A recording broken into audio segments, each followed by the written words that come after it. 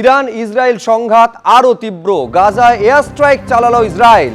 দক্ষিণ গাজায় খান ইউনিস শহরে ইসরায়েলের ক্ষেপণাস্ত্র হামলায় 22 জনের মৃত্যু হয়েছে বলে জানা যাচ্ছে, যার মধ্যে 2 জন শিশু রয়েছে। 90 জন এই ক্ষেপণাস্ত্র হামলায় আহত হয়েছেন। ইসরায়েলের ওপর এবার সেজ্জিল ক্ষেপণাস্ত্র নিয়ে হামলা চালালো ইরান।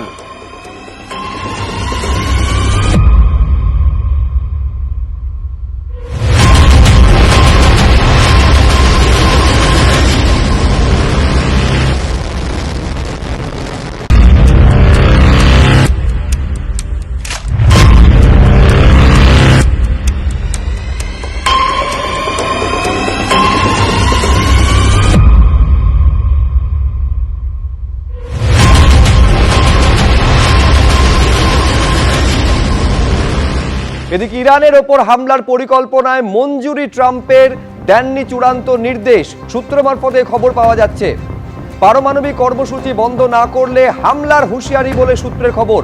আমেরিকাকে ভুগতে হবে ভয়ঙ্কর পরিণাম। পাল্টা হুঙ্কার ছেড়েছে ইরান। ডোনাল্ড ট্রাম্পকে পাল্টা চ্যালেঞ্জ আয়াতুল্লাহ আলী খামেনেইর। হামলা করতেও পারি, নাও পারি, আমি কি করব কেউ জানে না, বললেন ট্রাম্প।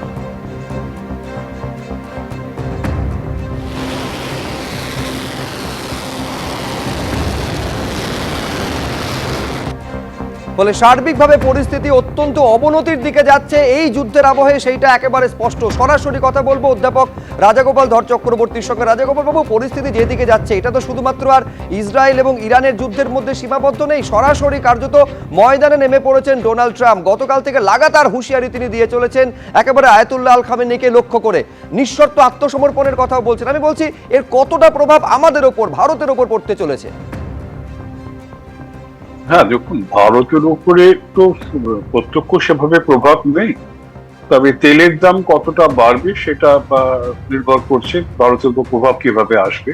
এবং যুদ্ধ যদি দীর্ঘস্থায়ী হয় তাহলে তো স্বাভাবিকভাবেই তেলের যোগান অনেকটাই আটকে যাবে। তো আমাদের অন্য পথে কিন্তু অন্য রুট দিয়ে তেল আনতে হবে, তেলের খরচ বাড়বে এবং তেলের দামও বিরাটভাবে বাড়ছে। এবং সেই একটা বড় সমস্যা আমাদের।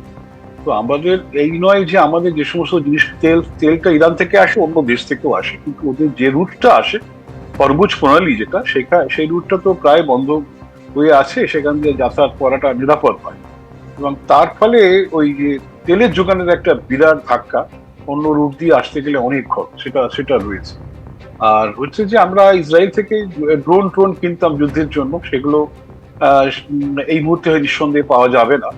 আর এই মুহূর্তে তো মানে অপারেশন সিন্দুরের যে অংশটা কিছু বাকি থেকে থাকে সেটা ভারতের নিজের তৈরি প্রোডাকশনে হয়তো হয়ে যাবে যদি ভারত অপারেশন সিন্দুরকে এগিয়ে নিয়ে যেতে চায়। তো এই মুহূর্তে যে ভারতের অর্থনীতি বা ভারতের জীবনযাত্রার উপরে ব্যাপক প্রভাব পড়বে তা বলা যাচ্ছে না, তবে ওই এক খরচ তো কিছু বাড়বে। এবং যে ইউরোপ যাবার অনেক সময় লাগছে, সেটা দামও বাড়ছে টিকিটে। শুধু টিকিট নয়, পণ্য পরিবহনেরও একটা বিরাট অসুবিধা। এই সমস্ত অসুবিধাগুলো হবে। আবার যুদ্ধ থেমে গেলে দেখা যায় চাহিদা বেড়ে যায়, আবার নতুন করে অর্থনীতি ফেরত চলে আসে এবং দামও তার পুরোনো জায়গায় ফেরত চলে যায়। যুদ্ধ কবে শেষ হবে এইটাই হচ্ছে দেখার। ইরান যেহেতু তেলের দেশ, তেল যত দাম বাড়বে ইরানের সুবিধা, সুতরাং যুদ্ধ এক্ষুনি শেষ করার কোনো আগ্রহ ইরানের সেভাবে নেই। যতদিন যুদ্ধ চলবে তার সেদিক থেকে তার ফায়দা আছে, কেন সে তেলের দাম অনেক বেশি পেয়ে সেখান থেকে কিছুটা পুষিয়ে নিতে পারবে।